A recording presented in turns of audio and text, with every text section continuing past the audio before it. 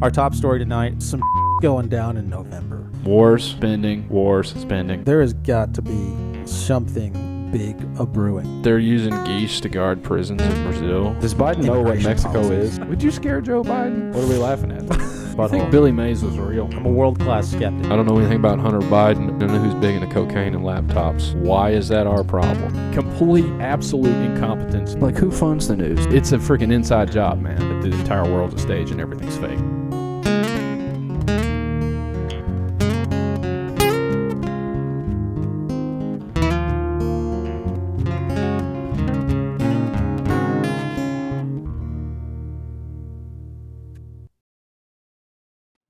Oh, shit. Welcome back, folks, to the Veritas Road.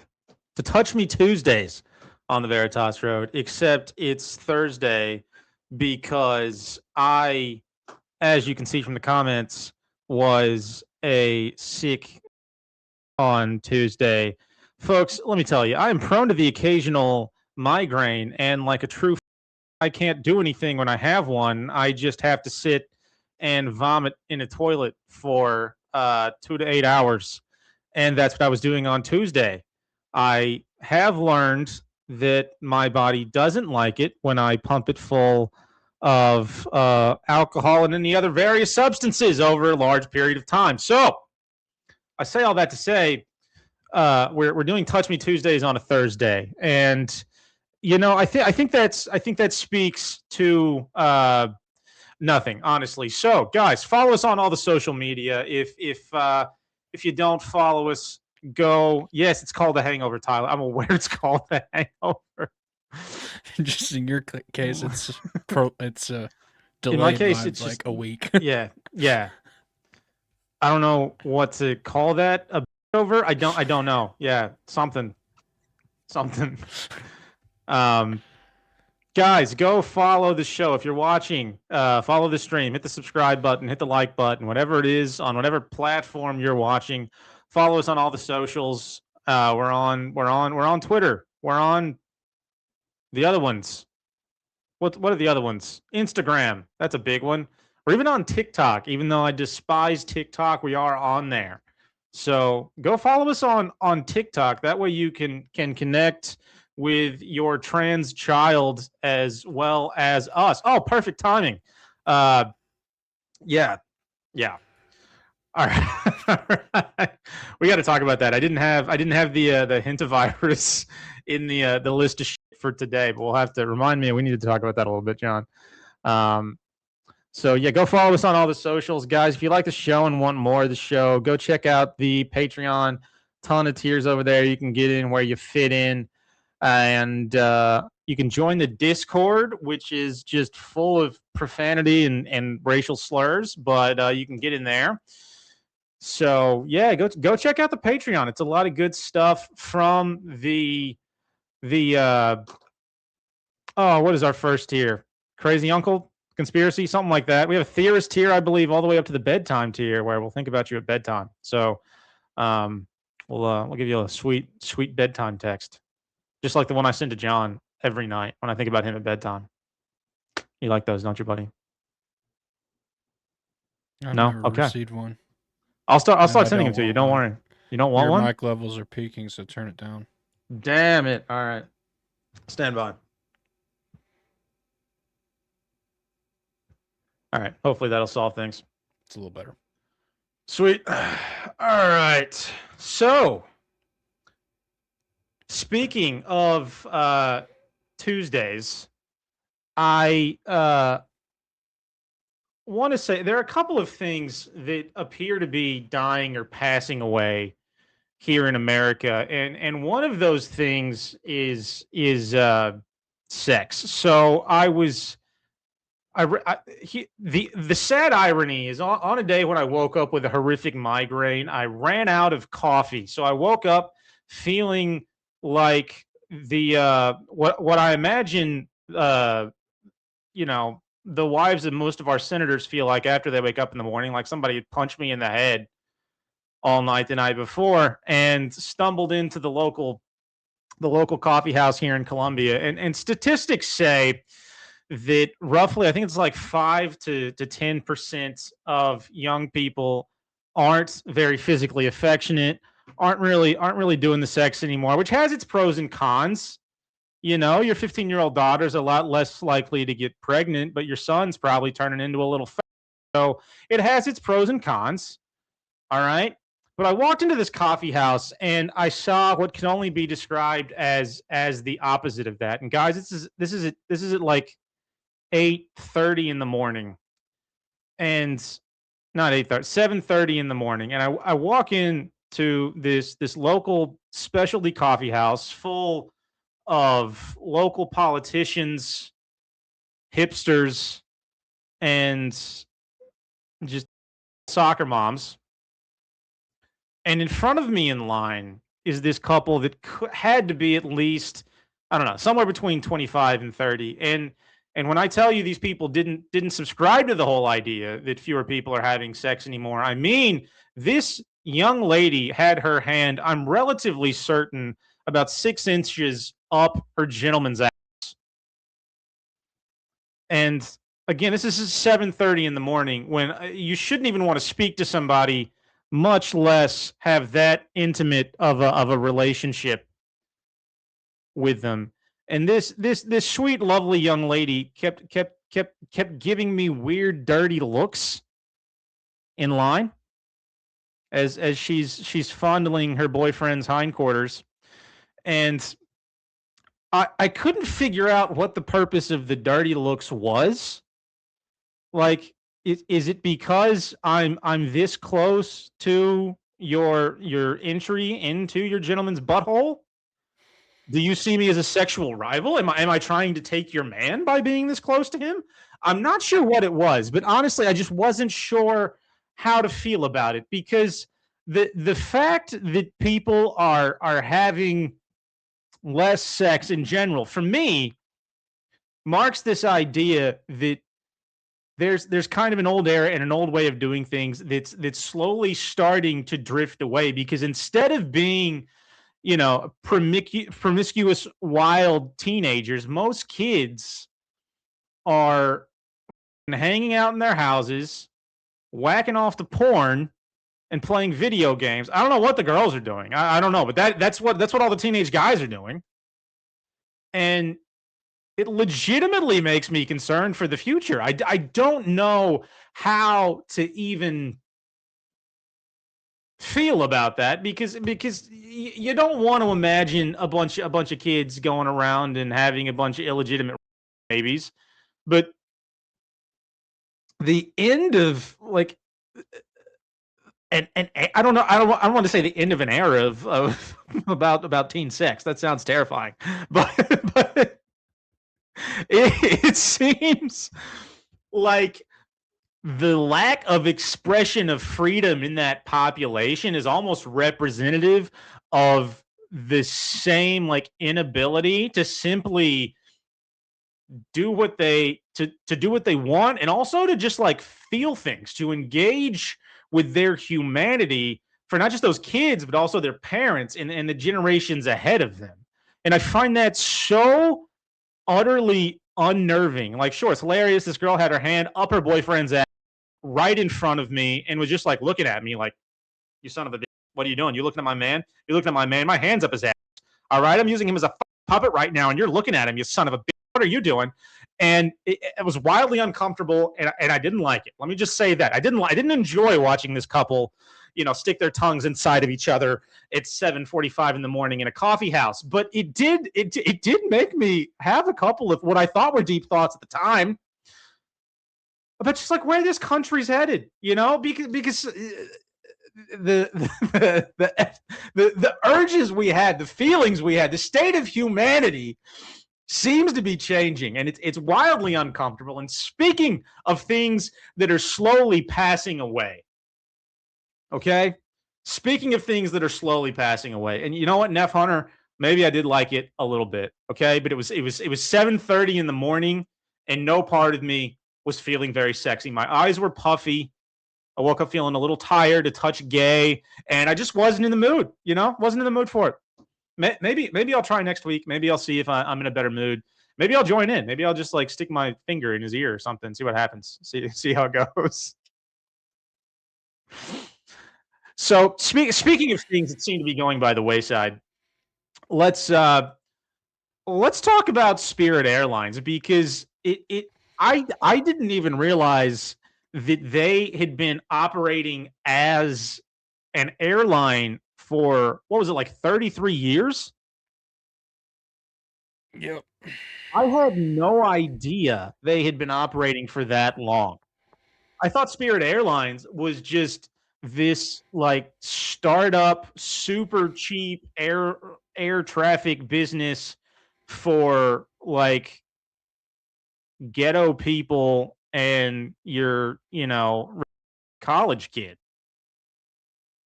I had no idea it had been operating for that long, but it appears as the result of the rising cost of fuel and just the struggles in the local economy.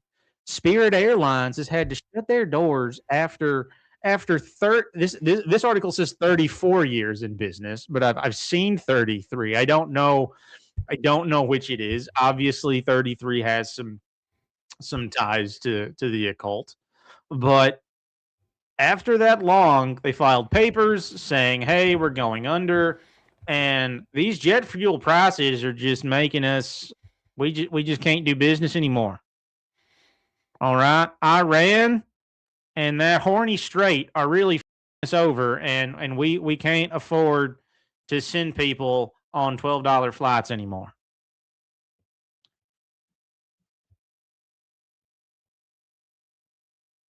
This was another thing, kind of like the small pornographic show I was treated to Tuesday that I just wasn't sure how to feel about because and John, you say this all the time, like this nonsense in the media is really not worth paying attention to in a lot of instances, but I like the idea that an airline that sold nothing but cheap flights to ghetto white trash people and broke Karens. I like the fact that they went under. I think that's good. I think that's good. I like that. But after all of this talk about energy costs starting to skyrocket, for whatever reason, we're not going to pretend like it's actually some war with Iran that's causing this cost to to rise. Uh, can we show that comment, John? Can we show that? Are we allowed? Will we get taken off the air? I don't know. YouTube sucks. So you do you. Um, I think it's important. I think the people need to know what Spirit Airlines actually is. So I didn't say it.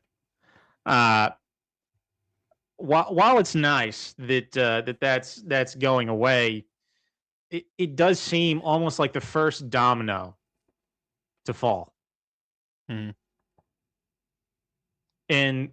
I don't like playing the fear game of I heard somebody, I think we played it on the show. I don't like playing the fear game of like, you all lived through 2020 and the lockdowns, they were bad. Well, this one's going to be I think we watched a video where the dude was like, it may not be as bad, but you're not they're not even going to tell you to lock down. You're going to do it to yourself.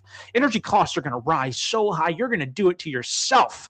And I mean, maybe there's some truth to that. I just don't love how steeped in fear it is because I almost wonder if half of the battle is simply making people so afraid, so uncomfortable that they make the thing happen simply by the way they react to all the fear porn. Right? That seemed like half the battle in 2020. Everybody heard, oh my gosh, Rona, bats, China, gain of function.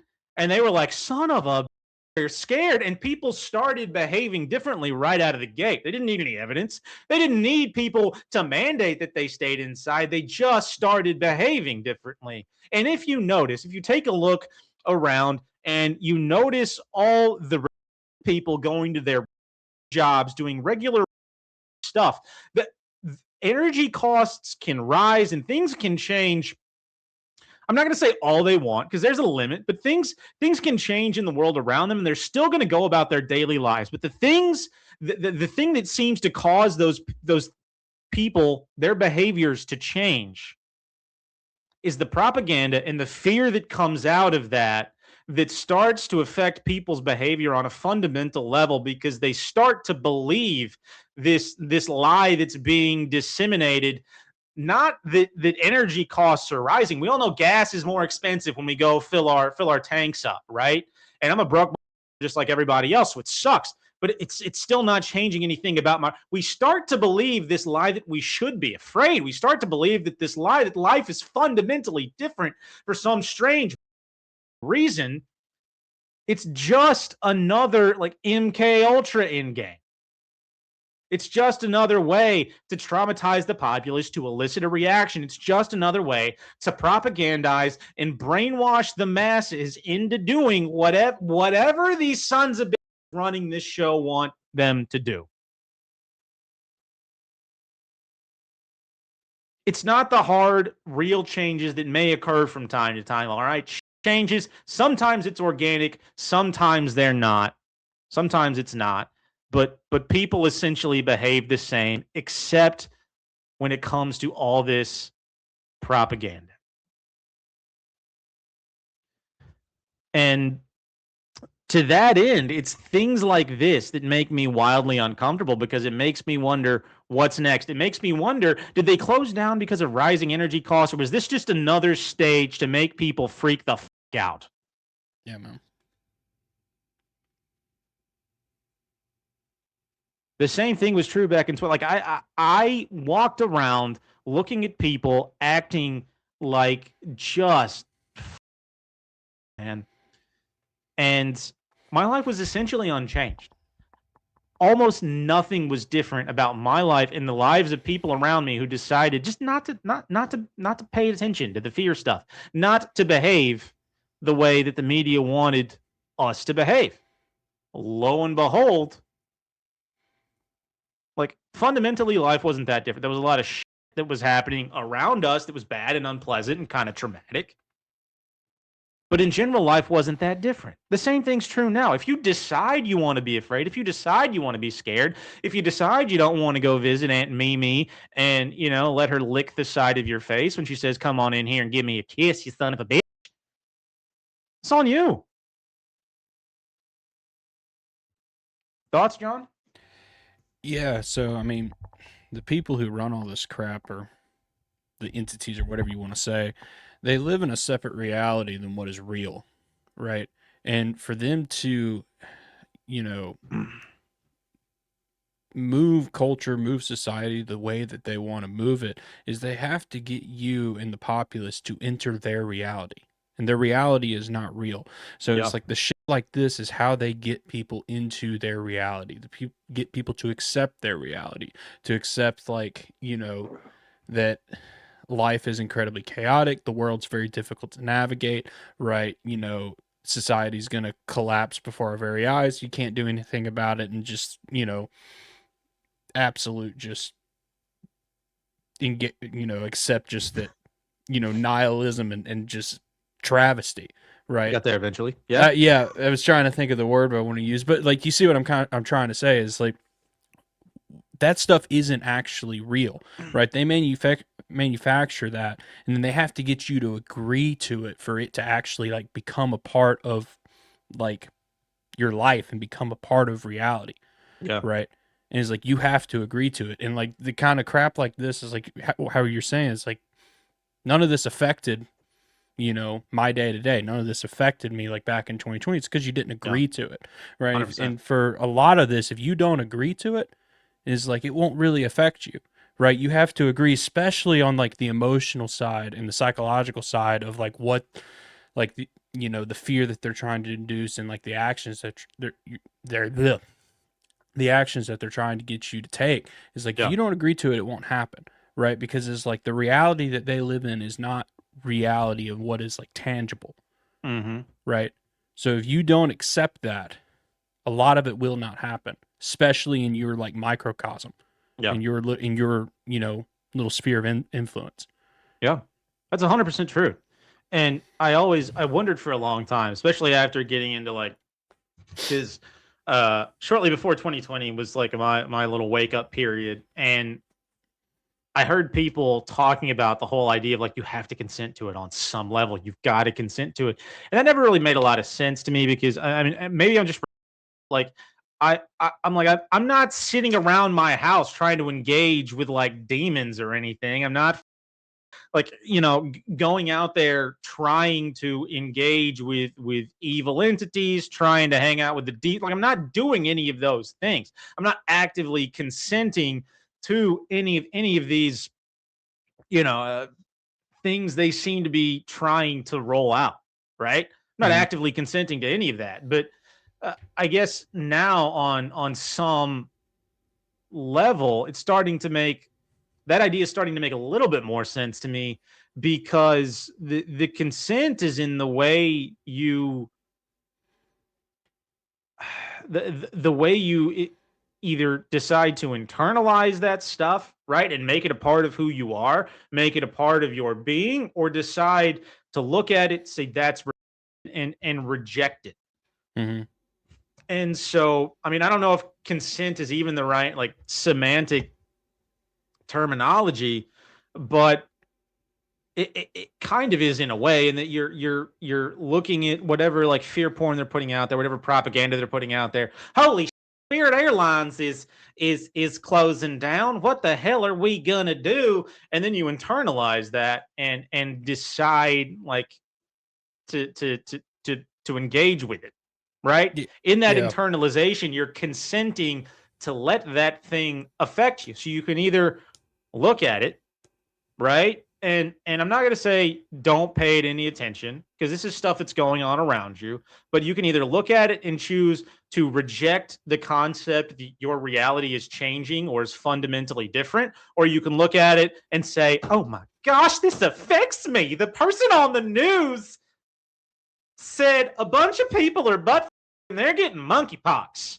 What are we going to do? All right, we need another jab and we need to go on a hunt. That's what we need." Like, you can either decide to internalize it or reject it. People, I think some of these things that come through the media that are just like, I don't know, like fading thoughts, monkeypox being a example, but like the Zika virus, Mm-hmm. and stuff like that. Like, I wonder if half of what's going on is like people looked at it, right? The mass consciousness decided to reject it, moved on, and so not dick happy. Yeah. You remember when the corona stuff came out in 2020, the mass consciousness like latched onto that very quickly. I remember in October of that year, people were flipping shit. The same thing has happened with this Iran stuff to some degree. Everybody is losing their titties over, the fact that gas might go up, which it has, and that's a pain in the ass. But again, your fundamental reality hasn't changed. Mm-hmm. Little things can happen here or there. I think Tyler mentioned like chemtrails don't happen because we don't consent to those. Like, little things happen here or there, but your reality's relatively the same. You Yeah, know? and like the things that are like real, the things that are tangible, and like what is your real life, like how you treat your neighbor, how you treat Yeah. your family, how your like interpersonal relationships. It's like this stuff does not affect that unless you allow it to. And you saw in 2020, people allowed it to. Like the way people interacted with their community, the way people interacted with their neighbor, and for a lot of people, their family, fundamentally changed due to the that they were putting out, Yeah. from like the top down, like propaganda, control system, Yeah. right? And like that stuff does not affect you individually unless you let it. That doesn't affect your relationships. It doesn't affect like, how you interact with the people around you unless you let it. And like a lot of the stuff that they put out there is like they want you to kind of like alter your behavior based on it, right? And when you do that, you are accepting that that is like a part of your life now. That's a part of like how you make decisions. That's a part of how you Yeah. like deal in your relationships and all of this other stuff. And it's like it's all, you're kind of right. Maybe consent isn't the best semantic because it's not like you're just signing, right, a contract on the dotted line, but right, there is something subtle that's going on to where you are kind of accepting this, even though you don't realize it. Yeah. Yeah.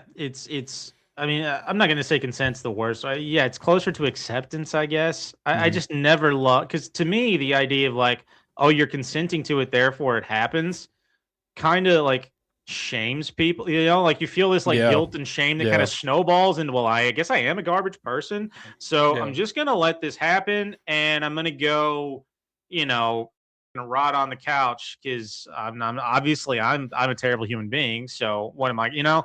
That consent, I think, is the acceptance of the situation and choosing to let it run your life rather than you running your life. Yeah, absolutely. So. All right, so that's Spirit Airlines. Speaking of things that have passed on in the last week, folks, we've got to talk about another entity that has passed away. I've spent a lot of time at funerals, and honestly, I have more fun at funerals than I do at most weddings. And it seems like Alex Jones had a lot more fun at the passing of InfoWars than he did probably at his own wedding, because some has been married like 2 or 3 times, and along those lines, InfoWars and Alex Jones was one of the things that really, like, whatever you think about him, whether you think he's a part of the deep state, whether you love or hate the kinds of things he produces, whatever you thought about like InfoWars as an organization, Alex Jones and his show like woke a lot of people up, right? Like scared a lot of people awake at a minimum, hearing some fat telling you they're going to be nukes. Let me tell you, folks, they're going to be. You want me to give you the truth? You want me to tell you exactly what's going on, folks? I'll give you the truth. They're going to be nukes. You better watch out. We're going to mark my words. People are demons in the streets. All right.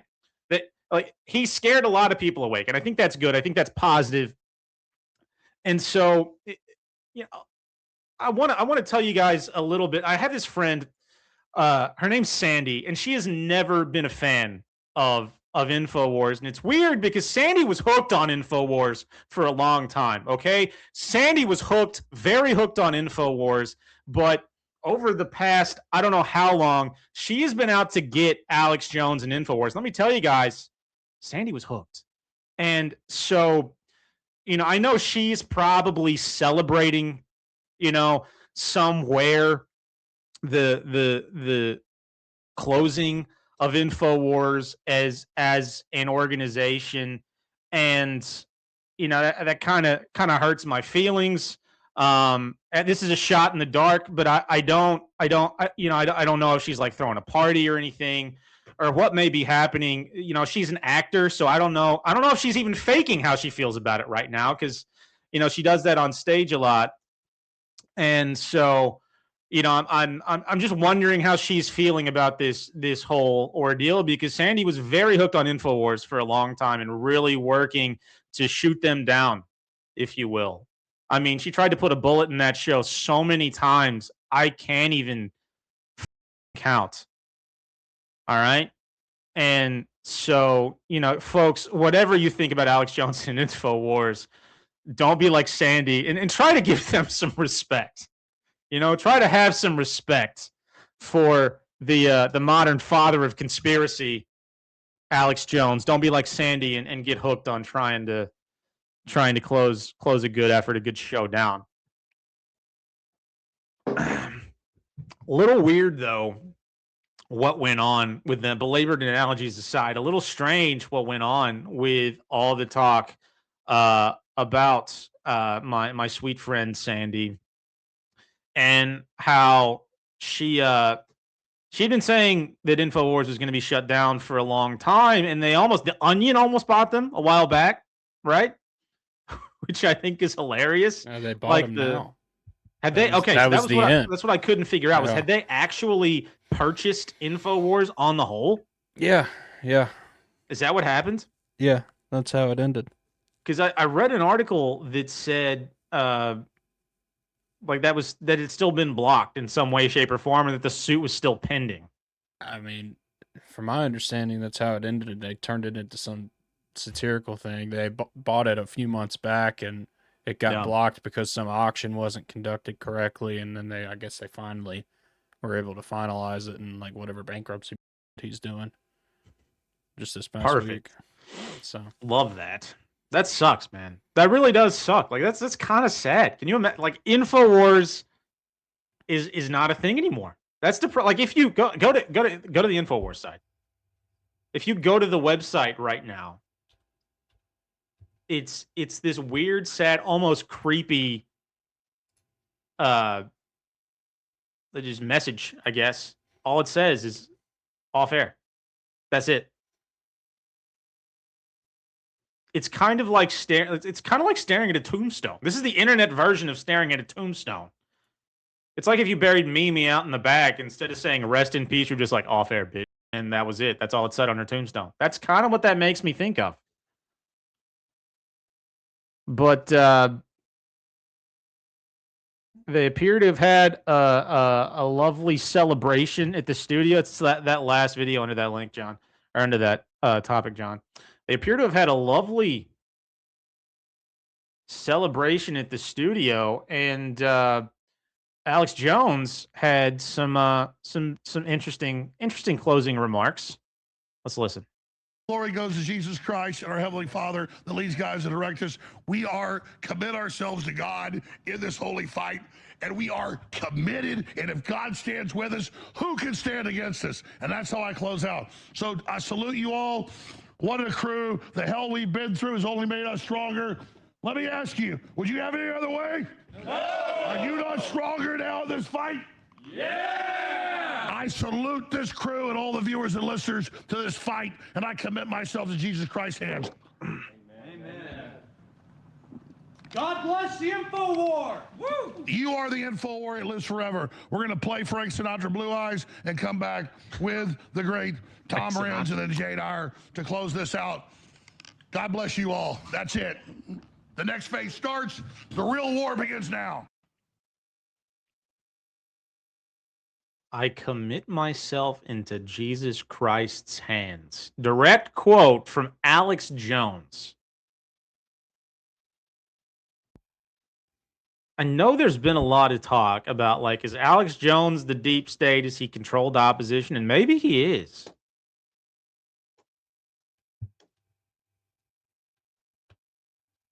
But who's saying that in the Illuminati? It makes me wonder. I mean, a whole lot of them and who are, masquerading in the government right now for the Christian nationalism thing. So, and maybe so. Makes you wonder if he's just a tool. That makes me wonder if he's just like like if you pick up a really, really well-honed knife.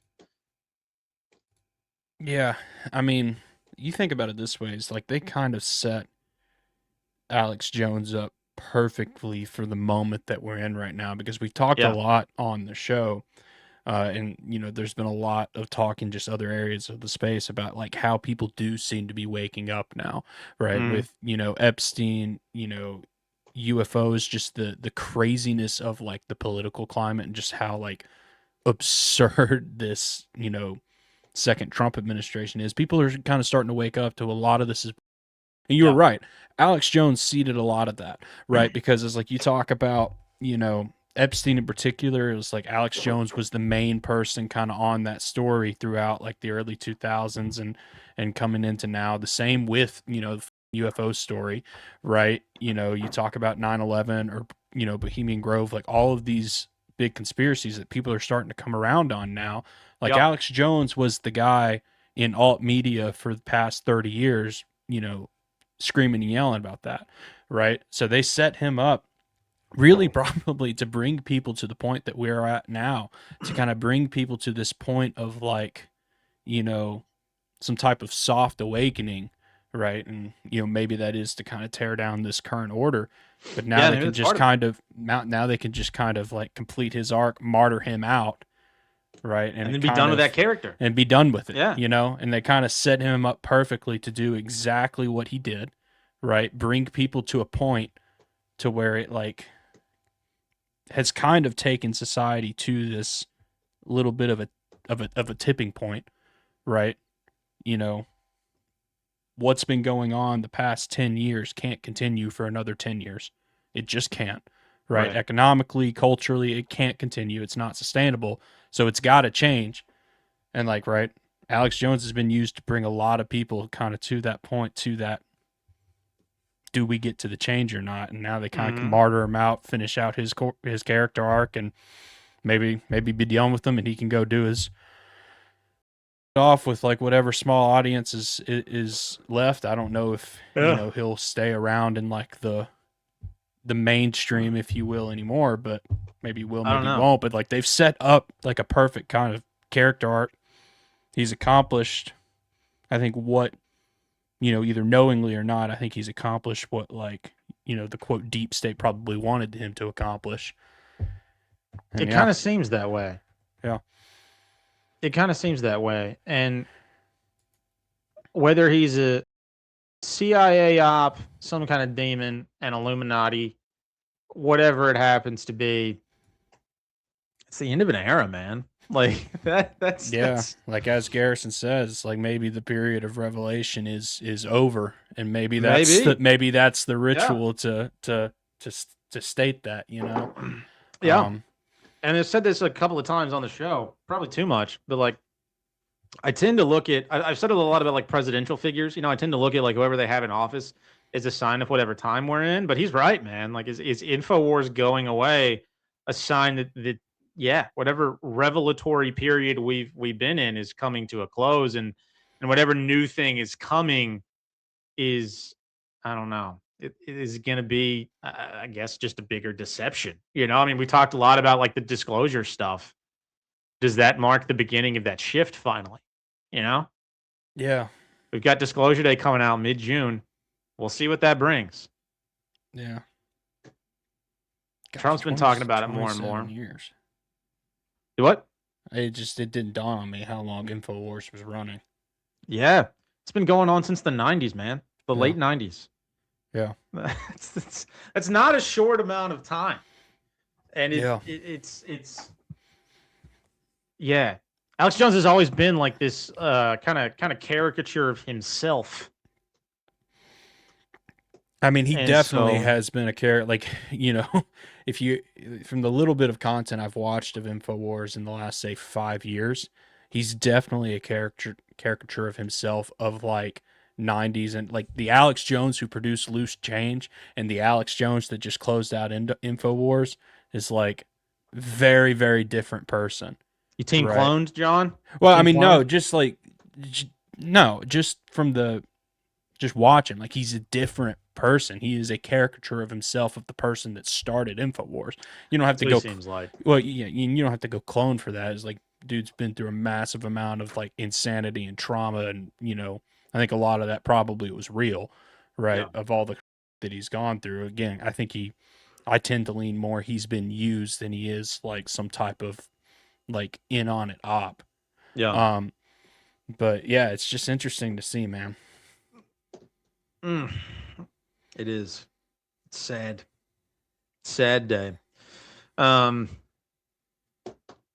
Yeah. R.I.P. to InfoWars. We'll see if he was streaming live on Twitter the other night after they had shut down. So we'll see how much he puts out there. I don't know. Speaking of InfoWars and the type of information they would have probably gone ham over, let's shift gears a touch and talk about things you shouldn't put in your body. And I'm not talking about that girl I met on Tuesday shoving her hand up her boyfriend's ass. This study, go ahead and go to, yeah. This study was put out by Japan was quite literally just the obvious, but I think it's interesting how even the mainstream media, how bad even the mainstream media says this is. If we can hear it.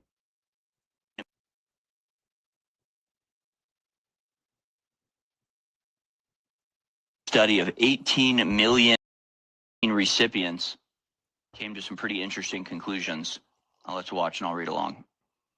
そして3月29 Says 日、 on その呼びか March けがあり、本日6月15日、なんと 29th, the call was made. 1800万人 The の data on the number of vaccinations for 18 million people has been compiled データが蓄積されております。 and compared vaccinated and unvaccinated people accurately with unvaccinated in orange. Well, we tried this, and for unvaccinated people, no peak forms, which is expected. They aren't vaccinated, so there's no issue. It stays flat. The issue is with the vaccinated people. The green line starts low. But the first week or two has fewer deaths. From about a month, the peak grows and has a significant peak forms at 3 or 4 months. The unvaccinated people never experience a peak in death. What does this mean? Doctors administering the vaccine likely think that within the same day, the next day or the next week, it's probably due to the vaccine's influence with adverse reactions occurring leading to death. The information sent to the PMDA, Pharmaceutical Medical Device Agency. However, if deaths occur 1 or 2 months later, they aren't. One more thing, another finding is that with vaccination, this is a Japanese study. Okay.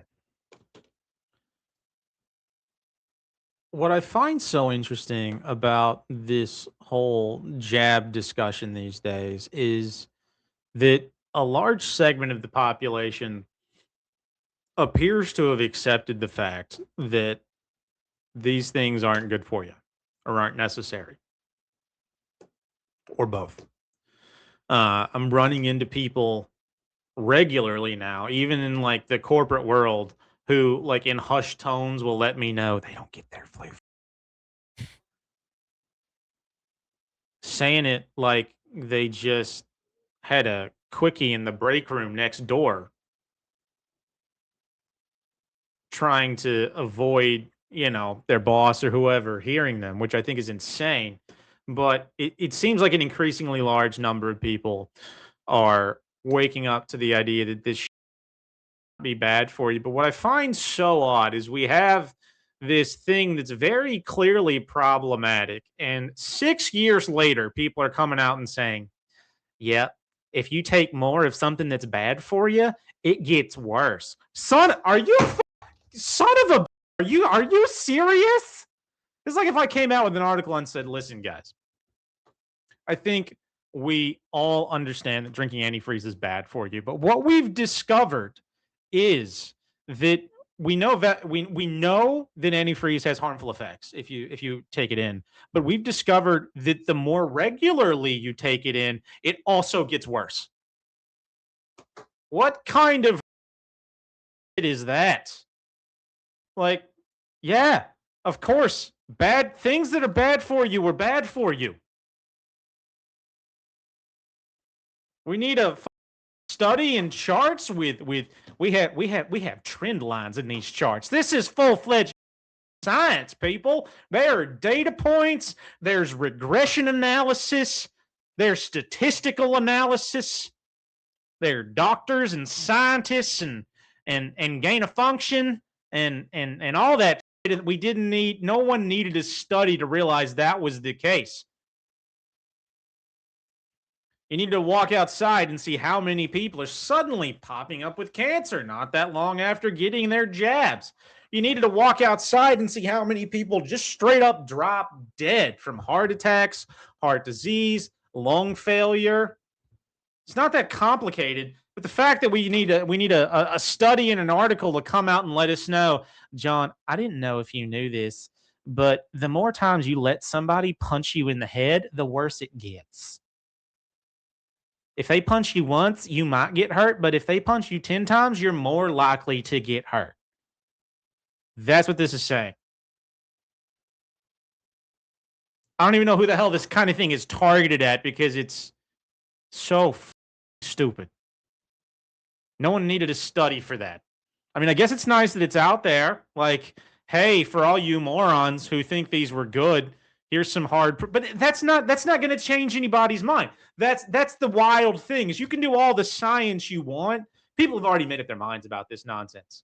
All right? That's why the whole idea of science is kind of all right? People are going to make up their minds based on whatever propaganda they've decided to buy into, whatever propaganda makes their worldview work better for them.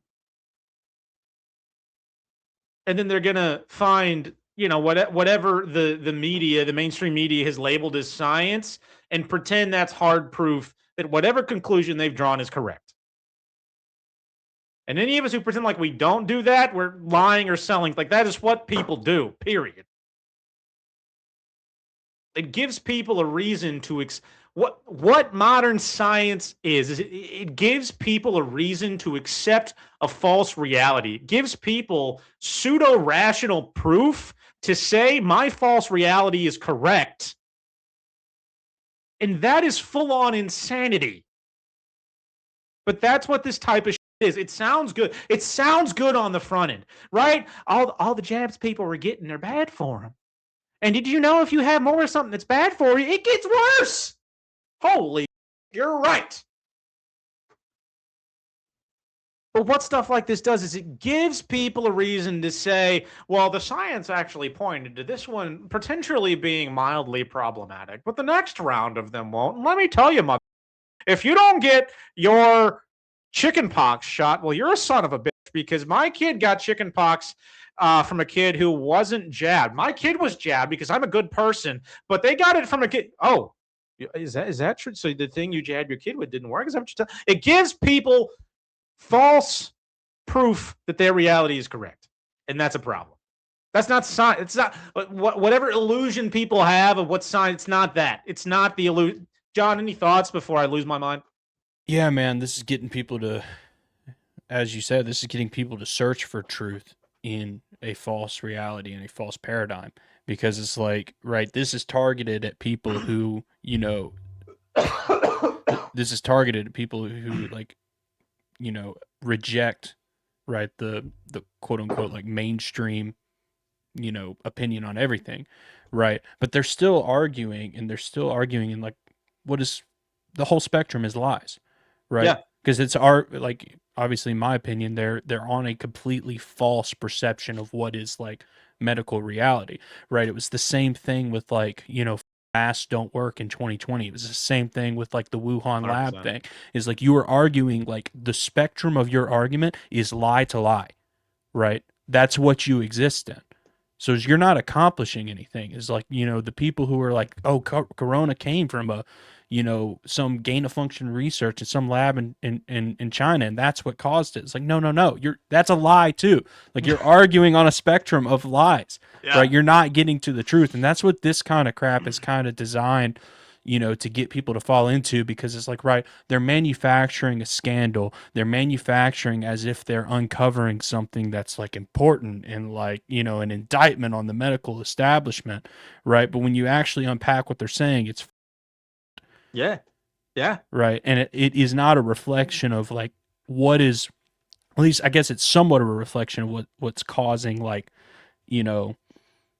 all of the problems that you're seeing out in society, but it's not explaining it for what's actually causing it. And the reality is like, hey, you're poisoning yourself because you're operating under a completely false understanding of what causes disease.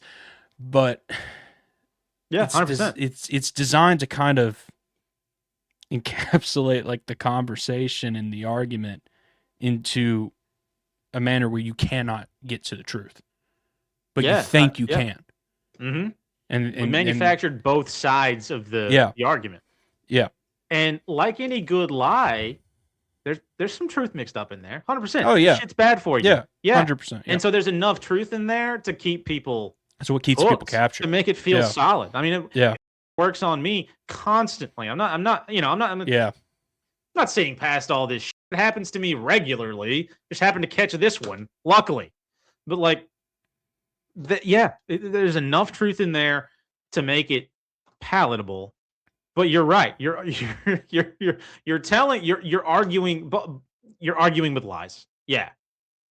Both sides are full of shit. Yeah. Let me tell you why your lie is wrong by telling you a lie. Yeah. That is how, and I've noticed that more and more. That's just how so many, like, especially as like the conspiracy narratives have shifted into the mainstream. That's how a lot of this operates. It's like, let me tell you how your lie is wrong by telling you another lie. Like it, and it's just like it's crazy the layers of deception that have kind of been placed on people. It's just you got to be very, very careful with stuff like this. You'd be very, very careful because you're right. It's very believable because the biggest thing is like they sell it like it's a scandal. They sell it like they're getting to the bottom of something. Yeah, 100%. 100%. Yeah. This is our special report. We're letting you know this at the risk of severe legal injury. We could get sued for saying these things are bad, but we're giving you the cold, hard truth. You want me to tell you something, Joe? You want me to tell you something? There are people in the deep state trying to attack me for telling you this, but you want me to tell you something? Same. Yeah. Same.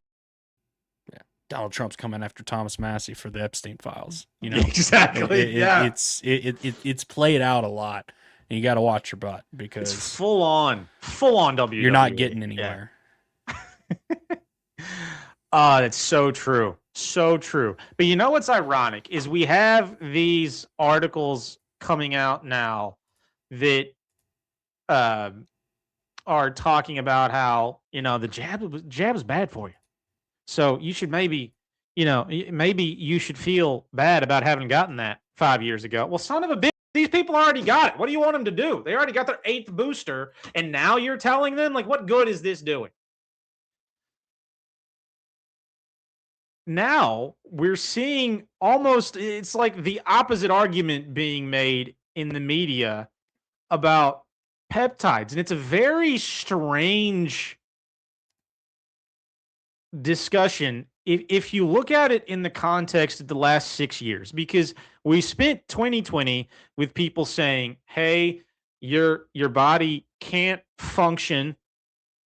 All right. It's not going to do what it should do to stay alive and to heal. So take this jab to save your life and save the lives of people around you. Because that was their big ploy back then, right?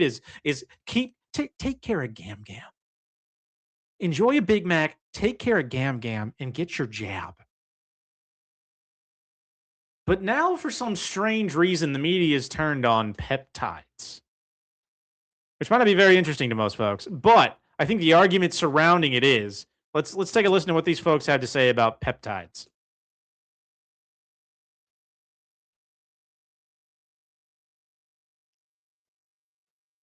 Maybe.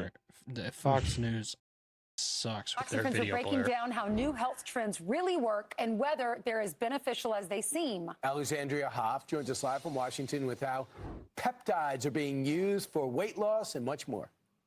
Yeah. Oh, these people are so painful glad to we're listen talking to. about this. You guys were talking about it earlier because everyone's talking about peptides. They've long been utilized in the bodybuilding world, but they're just now catching on mainstream. What they are, they're short chains of amino acids that serve like signals to the body to do certain things like build muscle, perhaps heal tissue. Insulin's an example of a peptide. They are the P in GLP-1s like Ozempic, but many other wellness peptide therapies are currently prohibited by the FDA because of the way they are compounded and because of the lack of human testing.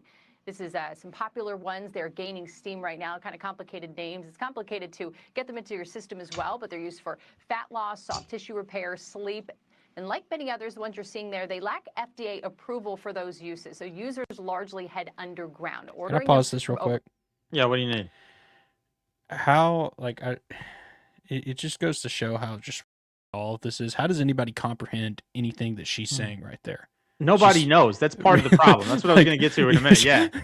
I'm sorry, but it's just speaking so fast and just literally talking nonsense numbers. Right. Apparently 100%. this is like informative, intellectual, scientific. And I just blows my mind. With labels stating for Sorry. research This purposes is science, only. John. How Work dare now. you? Here's Dr. Anthony Yuan. You don't know what a beta And now we 4 put a fragment doctor. is? Peptides can be very powerful, and that is a very, very dangerous thing to do Look at because this. we don't know exactly what they're going to do to your body, and we don't even know if they're real peptides or Pause if they're right some type there. of black market. When's the last time you heard that? This can be very powerful, but we don't know what it's going to do to your body. Back then they said, but you have to take it. Now they're saying don't. No. Poison that you're injecting into yourself. What the? Secretary Kennedy told Joe Rogan several weeks ago that All right, he yeah, is a kill big it. fan of peptides. It's the exact same argument they used during Corona. It's the other side of the exact same coin. Listen, folks. There are these things out there that people have been using for certain health benefits. It makes their dick hard. It makes their muscles get bigger, and it repairs tissue. And honestly, right now, we're a little uncomfortable with people taking these because we don't know how they're going to behave and what they're going to do. They are good, but we don't know how they're going to behave in people's bodies and what they're going to do to people's overall health. So we want you to stay as far away from them as possible. What the hell? In 2020 was the exact same thing. We have this new drug. We don't know how it's going to behave. We don't know what it's going to do to your body. But you know what? You better take it, because if you don't, you're going to murder a grandmother, you son of a. Exact same argument, two separate sides of the same coin. That's how you know this is all. They recycle the same tactics over and over and over again, but they'll use them slightly differently. Within the same span of memory, so that hopefully we'll fall for it again. But this is some nonsense. I'm not saying take peptides, don't take peptides. The peptides are immaterial in this case. It's the fact that we're making the same argument, but for some reason the conclusion is the exact opposite. The exact opposite. Now tell me why that is, other than we're just trying to manipulate you, because that's the only reason I can think of. If anybody else has got another one, please leave it in the comments. But that's the only one I can come up with, is we're just trying to manipulate you to behave a certain way. And that's what they're doing. It's propaganda. It's aimed to make you react, to make you behave a certain way. That's all it is. Same words 6 years later. That's all it is. John, thoughts before we move on? I mean, I think you hit the nail on the head with that one. I don't really have anything to add. All right. So, I don't remember what this is about Trump next, honestly. It's been a couple of days since I put this in here. Oh, yes. All right. So, for folks who are familiar with like the Ingersoll Lockwood stories and the Adventures of Baron Trump and the whole, Trump could be the last president thing, which is an interesting narrative, because it kind of falls in line with some of the like weird, like liberal narratives about like, no kings, Trump's an asshole who's going to try to take over the country. But there's obviously been a lot of talk. There's a lot of numerology surrounding the whole idea that like maybe Trump's going to be the last president, or maybe he's going to install Barron as the last president. He had some interesting comments to make as he addressed the public the other day about how long the rest of his term is going to be. And this way, when I get out of office in, let's say, 8 or 9 years from now, I'll be able to use it. I'll be able to use it myself. We got to get that ballroom built, folks. I mean, we have to protect our president. And if we don't get that ballroom built, you're a bad person and a bad American. And Trump might not get a third, fourth, or fifth term. And I don't know what this country's going to do if he doesn't get a third, fourth, or fifth term. And honestly, I'm not even convinced that that's where this is headed. I know a lot of people are like all in on the last president narrative with Trump. I'm not convinced. I'm not convinced about that. To me, it still seems, and maybe this is me just holding on to the reality I'm used to, but it still seems a little early to try to pull that out of your ass.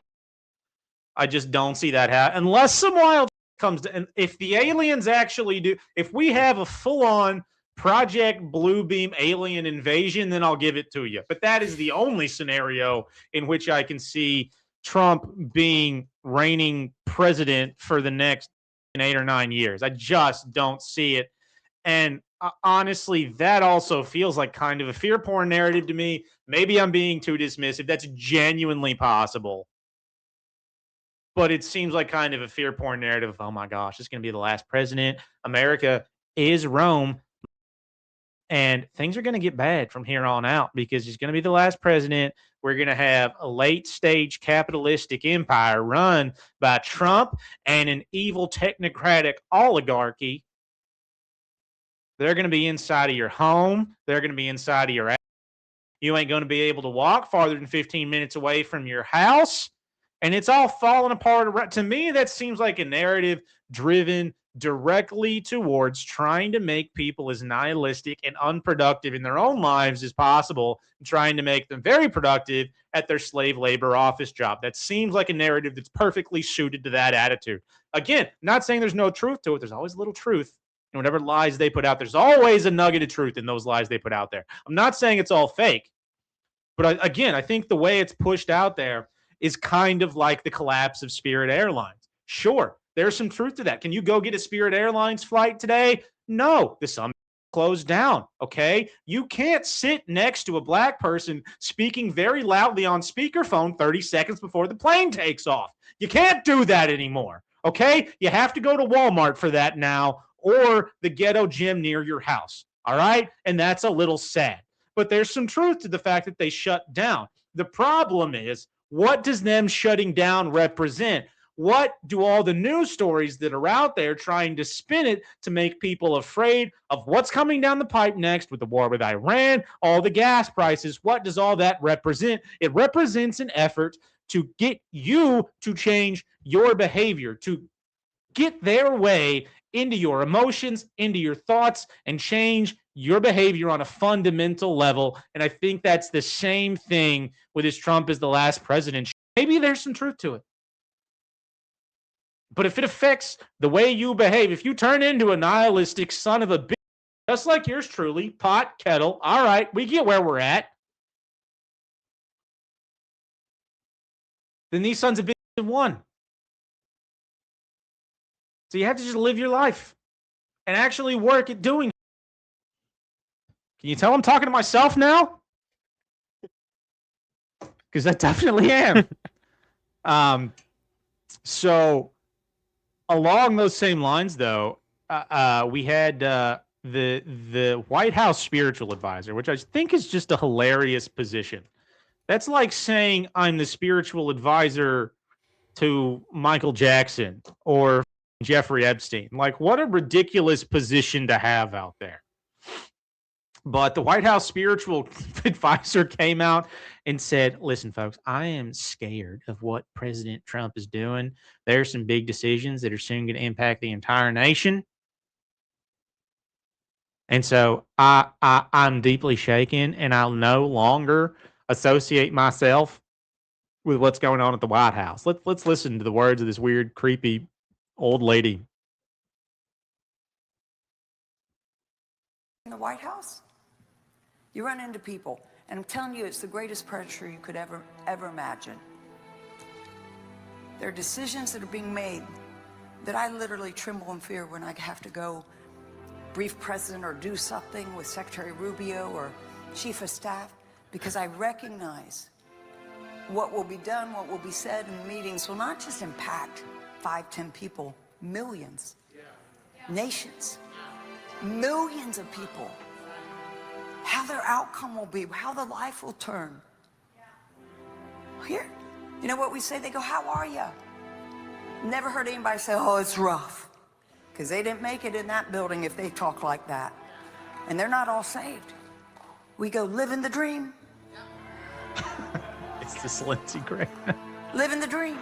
Now, you think in reality every day is a dream life for me? It's absolute hell hounding you in every way you could ever imagine and not imagine. But every day I'm like, I'm in the arena. And I'm not in with Pee Wee Herman. I got Muhammad Ali coming at me right now and Mike Tyson on the other side. And Evander Holyfield, and my ear's about to get bit off and my toe's about to be broke. Oh my gosh, I can't. Oh, good. It stopped at the perfect time. I could not stand to listen to another second of that. You know, the thing I noticed the most about that video, and maybe this speaks to either me being a or an, I'm not sure which, but Why does she need a white microphone? They paid extra for that white microphone to make it match her outfit. That is the type of church this is. We're more concerned with matching the microphone to this lady's weird white top than anything else. But this was all over Twitter the other day.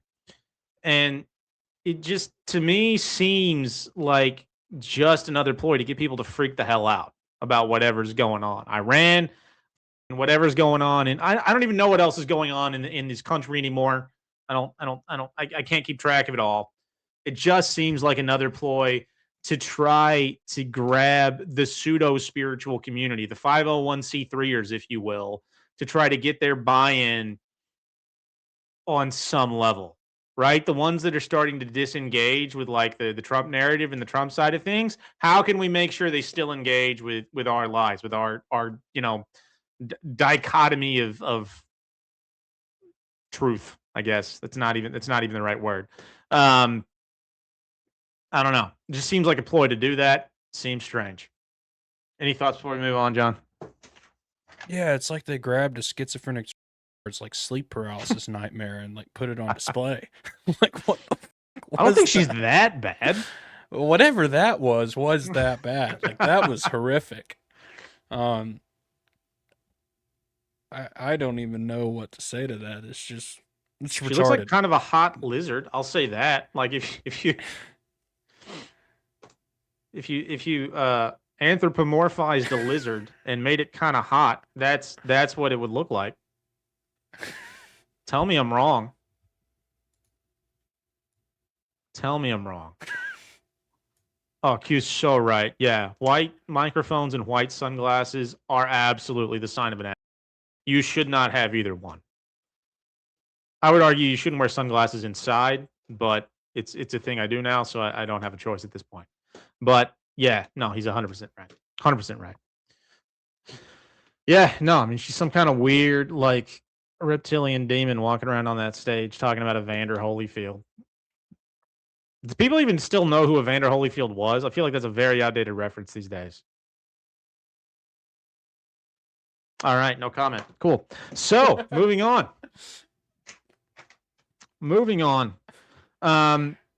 So the Trump timeline's getting weird, and I couldn't imagine what could be weirder than the Trump timeline until I saw whatever the hell this video is about what's going on with Erica Kirk, who is obviously distraught over the loss of her husband. She's a grieving widow, and we all grieve differently. I've known a lot of people who, will wear black for a long period of time. I've known a lot of people who like to have parties at their house. I know a lot of people who like to purchase large sums of fireworks to try to honor those who have been passed on. They'll have large pyrotechnic displays. Maybe they'll play some techno music to just remember the people who are gone. It's therapeutic. It helps them, move on from that loss. And, we grieve with Erica Kirk. I was thinking about ordering some sparklers the other day, maybe in solidarity with her. Thinking about maybe putting on some colored lights and some techno music and sucking off JD Vance. I feel like that's a good way to grieve with this poor widow. But Sam Tripoli had some interesting thoughts on what's going on with her. This is not Sam Tripoli. It will be. John. Okay. Son of a. Well, sorry. All I'm seeing is like a Hispanic dude in like a stupid hat. So yeah, I'm aware. Okay. Just wanted to make sure I grabbed the right video, or you put the right video in there. Understandable. I regularly put the wrong one in. Okay, what the f? I'm muting that. Clearly a grieving widow. No, let it play. Oh, that's her making that sound. Yes, it is. I think at this point we can pretty much all agree that Erica Kirk is insane. But the question is, why is she doing this? Sam Tripoli, yes, I know that's not Sam Tripoli. I think has a very interesting theory. Take a listen. Erica Kirk, like everyone's pounding on Erica Kirk right now. And I would say have a tiny bit of sympathy, not because of the widow thing, but because she's most likely doesn't have a say in what she's doing. She was very early on in her life. Her parents are both CIA. They have no problems with feeding their kids into the meat grinder, and she's probably an MK Ultra sex kitten. It's like So Courtney. she's not even aware of what she's doing. She has no say in what she's doing. They tell her what to do. They send her where she has to go. She has her job. Well, why don't they just hide her in the back? Like, why is she out there being insane? It goes back to that thing. The final thing I was going to tell you is like there's the role of the widow in Kabbalah. Like she's playing a role right now. It's like Courtney Love, if you ask me, had something to do with Kurt Cobain's death. But I would also tell you that she had a very horrible upbringing. Her father was supposed to protect her, put her through the meat grinder, and she probably doesn't have a lot of say at that point what happened in her life. So we should have a little sympathy for that. All right. Well, sorry, Erica. No, I mean. So, listen, folks. We here at the Veritas Road are very respectful of, where people are at in their lives, people's emotions, the kind of difficult things they've gone through. Go ahead and make sure that the next video is queued up, John.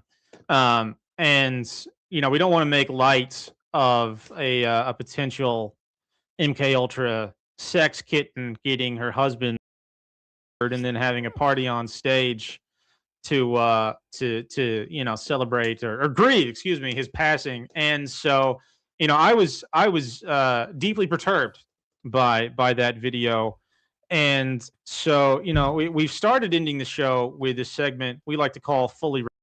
And in an effort to stand with those who have experienced loss and whose spouses have passed on, we're not going to do that tonight. We're gonna set aside the frivolity. And what I wanted to surprise John with was I actually reached out to Erica and said, I saw this video about you. I was uncomfortable with it. It felt inappropriate for them to make light of such a difficult loss. You lost your husband, your kids lost their father. He was shot right in front of them. It was very traumatic. And so, I want to apologize for the things we've said on the show. I want to apologize for the things other people have said. We here at the Veritas Road are very concerned with you, with what you're going through. And we want to be supportive of that. And I just asked, because I realize she has a much larger audience than us. We have a relatively small audience that we're happy with. But I asked if she had anything she wanted to share with us and our audience in an effort to express, where she is at dealing with these thoughts and feelings right now. And this is what she had to say. Erica Kirk, everyone, friend of the show.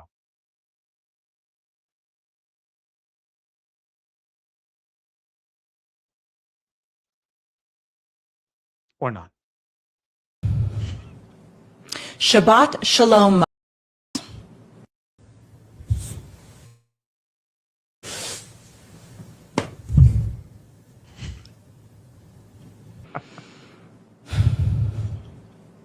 Shabbat Shalom. And with that, folks, thanks for listening to the Veritas Road on this Touch Me Thursdays. We appreciate it. It's been fun. If you like the show, hit the subscribe button to make sure you get notified about the next time we go live to talk about whatever wild shit's coming down the pipe. We will be going live this weekend. My week is blown up, so I'm still figuring out when that's going to be. But we will be going live this weekend, Saturday or Sunday, more than likely. So be sure to tune in. That is the weekend. Yeah, I know. I want you to recognize more than it could be likely. Friday, Okay. John. That's also kind of the weekend. Fair enough. I just which want is you tomorrow. to recognize how it was. It was stupid. We could be going live both days. We could potentially be going live. So yes, we'll be going live at some point this weekend. I'm not sure which day yet, but we will be. So be sure to tune in then. We're live for Touch Me Tuesdays every Tuesday. It's 7, unless I have a migraine and I'm throwing up, and then it might be Thursday. So be sure to tune in then. And we have a show coming up with the Berean Files, 7 p.m. Central Time, May 18th. Very excited about that. That's going to be a good time. So be sure to tune in to their channel at a minimum, 7 p.m.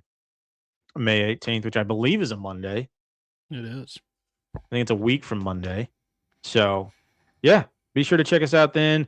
Go check out the YouTube, the Twitter, the Instagram. We're at the Veritas Road Pod on Twitter. Go give us a follow there because our old Twitter account got nuked, and so we have like 12 followers there.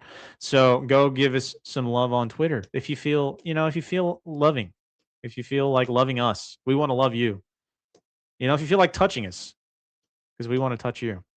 And then if you like the show, want to support the show, want more of the show, go check out the Patreon. You can scan the QR code in the top left-hand corner. Look at you. I know. Are you proud of me, John? I always forget that's there. Bit. You can scan the QR code in the top left corner. Get in where you fit in over there. We do have some good bonus content. A couple of shows with Tyler Garrison that are Patreon exclusive. Those were phenomenal. Highly recommend those. So go check those out. We've got more content coming Patreon exclusive here very soon. And John's got the Twitter up. Go. I know I said this, but go like and follow us on the Twitter. Or not like and follow. Just go follow the Twitter account. Yeah. Anyway, folks, thanks for listening. It's been fun. We'll catch you guys next time. Bye.